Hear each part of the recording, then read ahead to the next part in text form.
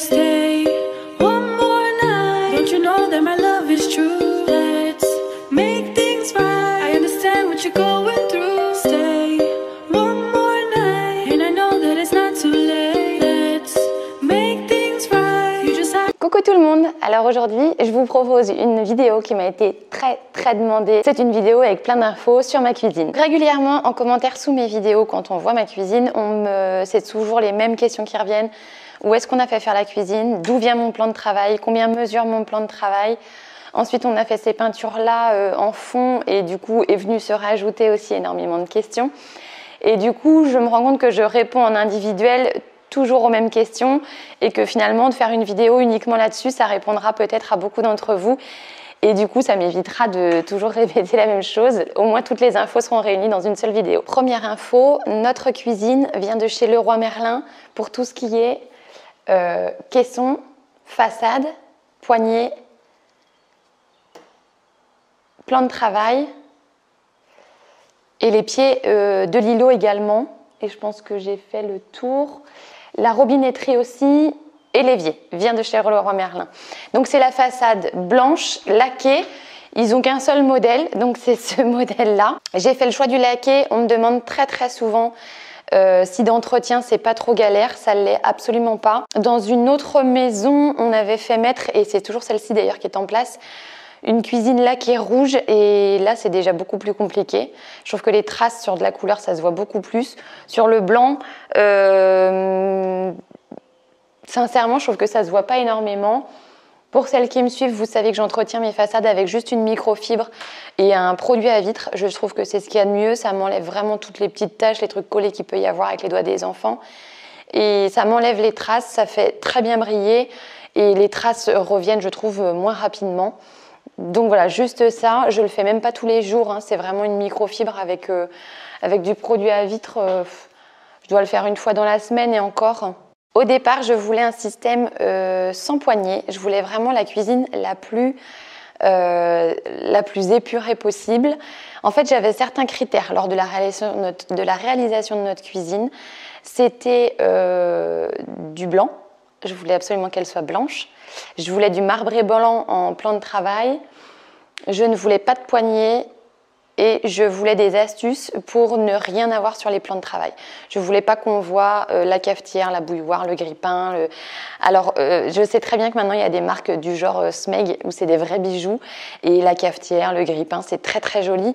Moi, je ne voulais absolument pas. Je voulais qu'il n'y ait rien sur les plans de travail. Donc, du coup, il faut ruser avec certaines astuces pour réussir à ne rien avoir sur le plan de travail.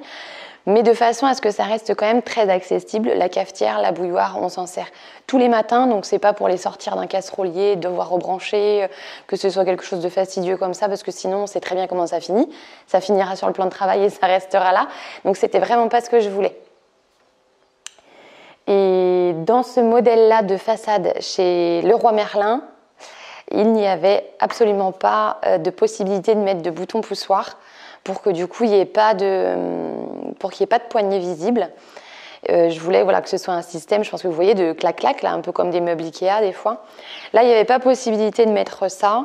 Donc, je me suis rabattue sur des petites poignées blanches, métallisées, très fines, qui viennent le long du meuble et que je trouve, elles ne sont pas invisibles, clairement, elles sont là, mais je les trouve très discrètes. Du coup, je pense que ça se fond très bien dans ma cuisine. Et finalement, je me dis qu'avec un système de boutons poussoirs, là, de clac-clac, j'emploie un terme très technique, hein, j'appelle ça des clac-clac. Je pense que mes façades auraient été, là en l'occurrence par contre, beaucoup plus sales rapidement, avec des traces de doigts peut-être plus vite que là le fait d'avoir la poignée. Voilà, on n'est pas sur les façades en train de tartiner ses doigts. Donc c'est peut-être pas plus mal comme ça. Donc dans l'esprit où je voulais une cuisine très épurée, très minimaliste, je voulais qu'on y voit absolument le moins d'électroménager possible. Donc ça a été pareil pour le frigo et le micro-ondes, que j'avais envie qu'on voit le moins possible. Donc pour ce qui est du frigo, il est ici. C'est vrai que très souvent on me dit mais t'as pas de frigo? Si j'ai bien un frigo. C'est juste qu'il est caché. Il est là. On a fait le choix d'avoir un grand frigo tout en longueur parce qu'on a juste une toute petite partie congélo en haut. parce qu'on a un gros congélateur dans la buanderie, donc je voulais que dans cette partie ici, ce soit uniquement une partie frigo, parce que je cuisine quand même pas mal, je cuisine pour plusieurs jours, donc j'ai toujours des tupperwares pour les repas à venir, des choses comme ça, donc il me faut de la place en frigo. J'avais pas envie d'en perdre avec une partie congèle avec des tiroirs. Donc ici, uniquement frigo, on a vraiment juste une petite porte, mais pas pour mettre grand chose dedans, pour faire le congèle, et sinon on a un gros congélateur coffre, vous savez, dans la buanderie. Le micro-ondes, on est venu le cacher ici. Le micro-ondes, il est pas récent, on l'a depuis plusieurs années. J'avais pas envie d'un micro-ondes encastré, d'une parce que ça coûte une fortune, et de deux parce que j'avais pas envie qu'on le voit. Donc la solution la plus simple, c'était de prévoir un caisson supplémentaire avec une façade comme le reste de la cuisine, et comme ça on ne le voit pas. Bon, le four, j'avais pas vraiment le choix. Le four, lui on le voit, j'allais pas l'enfermer dans un placard. Je l'ai pris en noir pour rappeler nos huisseries, pour rappeler la robinetterie et l'évier du frigo. Là ce sont des niches de rangement, un tiroir, niche de rangement. Là on a fait 2 grands placards. C'est pareil, vous avez eu l'occasion de les voir sur mes vidéos ménage, hein. C'est des très grands tiroirs. Celui-ci, vous voyez, toutes les étagères viennent vers moi. Donc, c'est très pratique. Et enfin, comme je vous disais, le meuble qui me sauve pour pouvoir cacher tous les petits électroménagers du quotidien, c'est ce meuble-là. Donc, chez Leroy Merlin, on m'a déjà demandé la référence plusieurs fois. J'ai pas la référence exacte, mais il s'appelle meuble petit déjeuner. Il porte bien son nom parce que nous, dedans, on y range grille-pain, bouilloire, cafetière, etc. Donc, il est comme ça, avec une porte qui coulisse, il monte jusqu'en haut. Je vous le montre pas jusqu'en haut parce qu'après je suis trop petite. Il faudrait que je prenne le marchepied, mais donc vous voyez, nous dedans on a mis grille-pain. Et en fait, au moment de la construction de la cuisine, enfin même d'ailleurs avant, du coup, quand j'ai fait les plans, j'ai d'abord vu avec l'électricien pour qu'il m'installe des prises dans le fond de ce tiroir-là. Parce que du coup, tout est branché. C'est en placard, mais tout est branché. Mon grille-pain est branché, ma cafetière, ma bouilloire. Et du coup, j'ai mis ça sur un plateau. Donc le matin, on a juste à tirer comme ça. On se sert de ce qu'on a besoin. Et vous voyez, mes prises sont derrière. Ensuite, je repousse quand on ne s'en sert plus. On referme et ni vu ni connu, on ne voit plus rien. Ici, vous y voyez des câbles. On a fait mettre un bloc prise ici. C'est pareil, ça a son importance, hein, pour nous, le Thermomix. Quand je sors un robot pour faire la cuisine, peu importe lequel, enfin, ça permet de venir brancher ça ici. Nous, on a même, vous voyez, un câble de clé USB pour charger les téléphones. Pour les téléphones, les tablettes, c'est top. Parce que des fois, quand je regarde des recettes sur Internet, tout ça, je peux mettre ma tablette ou mon téléphone et il charge en même temps. Je vous disais, donc la robinetterie, on a pris ce modèle-là. Il est toujours chez Leroy Merlin, parce que je suis allée chez Leroy Merlin la semaine dernière. Il y était toujours. C'est un robinet, quoi, hein. Il y a deux fonctions différentes. Enfin, c'est un robinet classique. Nous, il nous convient, on le trouve très bien. Et l'évier, c'est également l'évier qu'on a trouvé à Leroy Merlin. Un évier, on a fait le choix d'un bac, mais d'un très grand bac, et puis d'un égouttoir uniquement là sur le côté. Je voulais absolument pouvoir mettre dedans mes grandes gamelles, mes grands faitous que je lave à la main, et de pas être embêtée, vous savez, à devoir pencher d'un côté ou de l'autre. Ou voilà, je voulais vraiment que pour les nettoyer, ce soit plus confortable et qu'on puisse les mettre en entier dedans. Là, on a notre tiroir qui s'ouvre comme ça. C'est notre tiroir produits ménagers avec 2 bacs poubelles. Là, c'est notre lave-vaisselle avec les commandes du coup ici sur le dessus. Toujours dans le même esprit en fait, pour que ce soit le plus minimaliste possible et qu'on ne voit aucune commande de l'extérieur. Et ici, dans l'angle, on a des tiroirs d'angle pour du coup ne perdre aucune place, parce que sinon l'angle était perdu. Donc d'avoir un tiroir comme ça le permet d'aller jusque dans le bout là-bas, en dessous du meuble petit déjeuner, et c'est un gain de place qui est énorme. Sinon, on aurait pu mettre une niche comme ça, mais on aurait clairement perdu énormément de place. Ça aurait fait un espace vide énorme en dessous. Et donc, ces tiroirs-là, on en a 4. Donc oui, les miens en plus, ils sont remplis de petites boîtes, hein. Ça, c'est pareil, je vous les avais présentés en vidéo. Ils sont remplis de petites boîtes. Ces petites boîtes-là, je les ai chez Action. Je trouve ça super pratique. Ça ne me salit pas le placard. Au moins, tout est dedans. Dès qu'on ouvre un paquet de gâteaux, un paquet de biscottes, etc., on le referme directement dedans. Et donc, vous voyez, en dessous, on repart sur la même chose, avec du coup des boîtes de plus haute en taille. Donc ici, on repart sur la même chose, sur 2 tiroirs d'angle. Dedans, j'ai tous les paquets de chips qui sont commencés, pain et pain de mie. c'est le bazar, je vous le cache pas. Le tiroir en dessous, j'ai pas grand chose dedans. Là, le premier tiroir, c'est un tiroir à couvert. Il est vraiment très grand, on loge énormément. Et les deux en dessous, ce sont des casseroliers. Et puis ensuite, on repart sur le plan de travail, sur les tabourets. Et donc la largeur de notre plan de travail, il fait, je vais vous dire ça tout de suite, je vais le mesurer, je crois que c'est 1,25 m, mais j'en suis pas certaine. Si c'est ça, c'est 1,25 m, donc ça c'est pareil, on me demande très souvent la dimension. C'est 1,25 m de large sur 4 mètres de long. Donc je voulais que sur l'îlot central, on puisse manger à 8 parce que du coup, on a fait le choix de ne pas avoir de table de séjour. Donc clairement, on n'est pas 8 tous les jours à table, hein. On est une famille de 4 et on ne reçoit pas tous les jours. On reçoit beaucoup, mais pas tous les jours. Donc si vraiment on dépasse le nombre de 8, tout simplement, on mange à 8 adultes ici et on met les enfants sur la table de salon. La table de salon, elle fait... je crois qu'elle est à 2,40 m, donc on a aussi une très grande table de salon, donc on peut y mettre tous les enfants sans souci. Donc du coup on a 8, c'est 8 tabourets, on me le demande très souvent, je les ai achetés sur La Redoute, elles étaient en promo quand je les ai commandées. Je les ai commandées il y a 2 ans, donc je ne suis vraiment pas sûre que vous puissiez les retrouver à l'identique, je sais pas. Après, il y a des fois, il y a des produits qui se font sur, il y a des références qui se font sur plusieurs années, mais en tout cas, je les avais trouvés sur La Redoute. J'avais plusieurs critères sur le choix de mes tabourets. Je voulais des tabourets métalliques 4 pieds, ça c'était important. Je ne sais pas pourquoi, mais dans le design, je les voulais comme ça. Et je voulais une assise en cuir ou simili-cuir pour avoir juste besoin de passer un petit coup d'éponge et qu'en entretien, ce soit très facile. Du fait que notre îlot fasse 1,25 m de large, ça nous permettait d'avoir un double caisson. Ça veut dire des caissons des deux côtés. Et donc du côté cuisine, je vous ai montré, on a 2 casseroliers. Et du coup, on a des casseroliers de l'autre côté. Et du coup, ici, on a pu remettre de ce côté-là 4 casseroliers. Donc c'est quand même assez énorme. En rangement, vraiment, on a de quoi faire. Quasiment la totalité de l'équipement en électroménager vient de chez Cdiscount. On a le four, c'est un Electrolux, je l'ai pris sur Cdiscount. Le frigo, c'est un Whirlpool, on l'a pris sur Cdiscount. Et quoi d'autre? Et la plaque à induction. La plaque à induction, je ne sais plus c'est quoi la marque.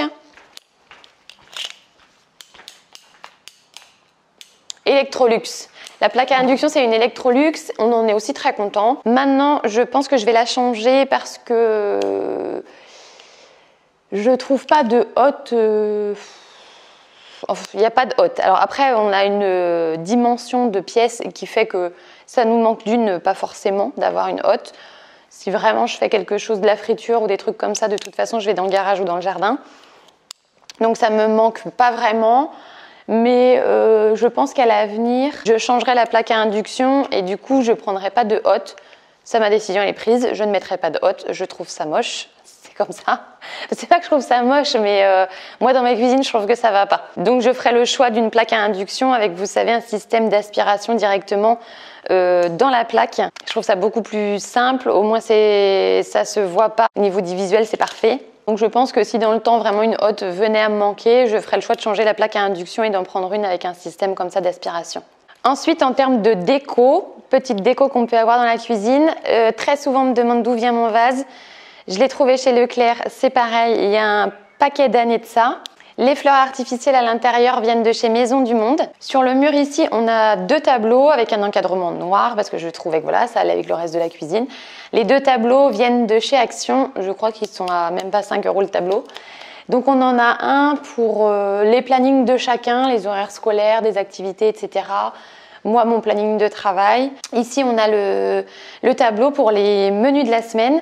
Sachant que là, je suis en vacances, donc je n'ai pas fait de menu de la semaine. Pendant les vacances, c'est un peu one again. Je fais avec ce qu'il y a, ou alors je vais faire quelques courses un petit peu tous les jours selon nos envies. Donc la porte ici, on avait fait le choix d'une porte à galandage. Finalement, je vous le cache pas, elle reste toujours ouverte. Et comme dans la maison, on a énormément de choses blanches et que notre pièce cuisine, salon, séjour se fait une seule unité, c'est une seule pièce et tout en longueur. Je voulais, par le biais d'une peinture, essayer de délimiter les espaces. Donc j'ai fait le choix d'une peinture gris anthracite, quasiment noire. Pour cette partie, elle est quasiment noire, hein. À l'œil, je pense que tout le monde dit que c'est noir, mais chez Casto, c'est gris anthracite. Donc c'est la gamme dans la marque des peintures Casto, c'est le gris le plus foncé qu'il existe avant de basculer dans les noirs. C'est le gris, je ne sais plus si c'est un gris anthracite, je ne sais plus comment ils l'appellent, mais c'est le gris le plus foncé. Et sur ce mur-ci, je voulais qu'on puisse aimanter des choses et qu'on puisse écrire des choses. Donc j'ai d'abord fait une première couche de peinture. C'est une peinture que j'ai trouvée chez Casto. Et c'est pareil, c'est une peinture qui en fait, alors en couleur, je crois qu'elle est grise, entre gris et noir, un gris très très foncé. Et dedans, vous avez énormément de filaments en métal, plein de petits fils tout fins métalliques. Ça a été une galère pour l'étaler. Ça fait du coup quelque chose de très très épais. Dès que ça sèche un petit peu, plus vous allez dans les couches, parce que du coup je crois que j'ai fait 3 couches, plus vous mettez de couches, plus ça va s'aimanter. Donc je crois que j'ai dû mettre 3 couches. La dernière couche, mais c'est une horreur. On a l'impression d'être à étaler de la ratatouille tellement c'est épais. Je vous assure que c'est la galère. Et par-dessus notre peinture à aimant, en dernière couche, j'ai mis une peinture tableau. Je crois que c'est comme ça qu'elle s'appelle. Si, c'est ça. Ça, je l'ai trouvé aussi chez Leroy. Donc ça, je l'ai trouvé chez Casto. Mais je pense que vous en avez dans tous les magasins de bricolage. C'est vraiment de la peinture exprès pour pouvoir écrire à la craie par-dessus. C'était quelque chose que je voulais pour apporter un petit peu de dynamique et je trouvais que c'était un peu original. Donc dessus, on a juste réécrit notre devise familiale, c'est 1% de talent, 99% de transpiration. Donc on l'a réécrit là-haut. Et puis ensuite, j'ai fait quelques petits dessins, j'ai dessiné un cadre et du coup dedans j'ai pu mettre une photo que j'ai aimantée grâce à la peinture aimantée en dessous et avec des aimants. Ici j'ai toujours mon planning de travail d'accroché parce que mes horaires changent tout le temps et du coup comme ça tout le monde peut les voir, mon planning est ici. Donc du coup ici j'avais écrit le planning de maman, là j'avais refait un cadre avec la photo des enfants, c'était la première rentrée scolaire de mon petit Soojay. Donc après libre cours à votre imagination et à vos talents artistiques, moi je dessine très mal donc c'était pas hyper évident, mais des petites choses bateau comme ça, je m'en suis à peu près sortie. Il nous reste encore des petites choses à réaliser dans la cuisine, comme par exemple la faïence. Je voudrais mettre une faïence tout le long de l'évier là-bas derrière, parce que du coup quand je fais le grand ménage et que j'y vais à grande eau, l'eau coule contre le mur. C'est pareil quand on met des trucs dans l'évier, bah, ça fait des petites éclaboussures et ça va sur le mur. Donc pour l'instant la peinture elle est satinée, ça se nettoie très bien, mais dans le temps il faudrait vraiment pouvoir mettre une faïence. Jusque là je changeais d'idée de faïence à peu près toutes les semaines, donc mon mari m'a dit que c'était hors de question qu'on mette une faïence tant que je ne sache pas officiellement ce que je veux mettre dessus. Et du coup je suis partie au départ, je voulais mettre un carreau de métro rectangulaire noir. Après j'ai voulu mettre des carreaux un peu façon tomate, vous savez, octogonale, blanc avec des joints noirs, j'avais vu ça, je trouvais ça très beau. Après, j'ai voulu un grand carreau imitation marbre noir. Donc voilà, j'ai encore une multitude d'idées. Là, ça fait un petit peu que je me suis fixée sur le marbre noir, je pense que je vais rester là-dessus. Donc voilà, ça c'est ce qui nous restera à faire, à mettre de la faïence. Et il nous reste également à encastrer le grand bloc meuble qui est ici. Donc je pense qu'on va mettre un filler. Vous savez, c'est les petits bouts qu'on vient justement pour venir fermer les restes de cuisine. Comme ça, j'ai pas d'exemple, mais ça va faire par exemple une grande bande de faïence blanche à mettre. Donc on va en mettre un tout le long ici pour le fermer et tout partout en haut. Une grande bande et comme ça donnera l'illusion que la cuisine soit encastrée dans le mur. Je trouve ça joli, je trouve que ça finit bien, ça me plaît plutôt bien. Donc voilà, je pense que là c'est officiel. On a terminé le tour de cette cuisine, des travaux qu'on a pu y faire, les petites touches déco qu'on y a rajoutées, en espérant que ça réponde à un maximum du coup de vos questions. Donc j'espère que cette petite vidéo vous aura plu et je vous dis à très bientôt. Ciao! Stay one more night. Don't you know that my love is true? Let's make things right. I understand what you're going through.